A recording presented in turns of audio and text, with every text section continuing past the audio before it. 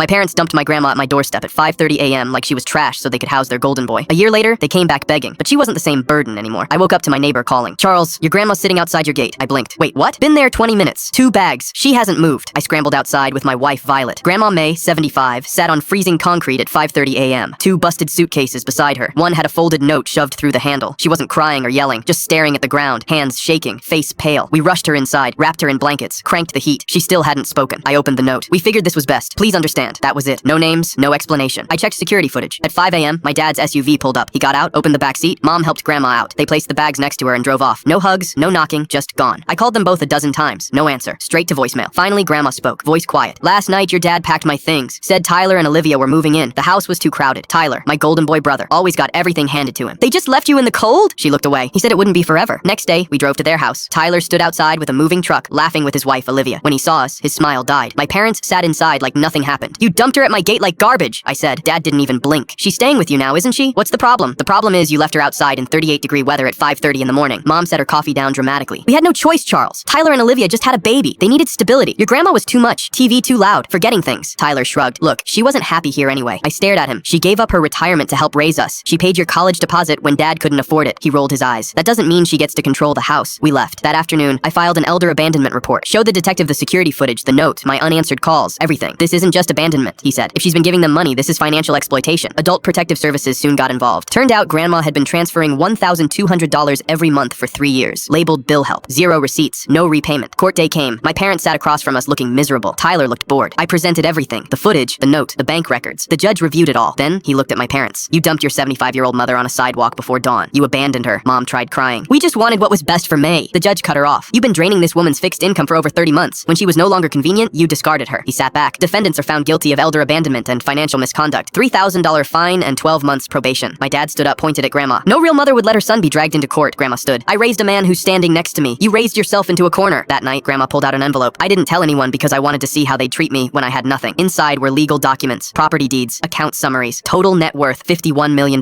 I sold land my sister left me. That restaurant I worked at, I owned part of it, silent share, all under my maiden name. Your father never knew. She handed over more papers. "You're now the legal owners of a coastal property in Monterey. 50 rooms. It's yours." We sat there, stunned. 2 weeks later, the doorbell rang. My mom, holding a pie. Behind her, Dad and Tyler. "We've been thinking about you," Mom said, smiling. "We want to reconnect." Tyler held up a photo album. "We brought pictures." Grandma stepped forward. "You didn't care when I was freezing on a sidewalk, but now you want to reconnect." She smiled. "You can keep the pie, but the door stays closed." I shut it. Clean. Monday morning, I filed a restraining order. 2 months later, Tyler got kicked out by my parents after racking up debt and punching a cabinet. My parents moved 2 towns over. Word spread about the court case. They hosted a family gathering once. 3 people showed up. None stayed long. "Grandma's still with us. You don't need blood to define family. You just need people who show up when it counts."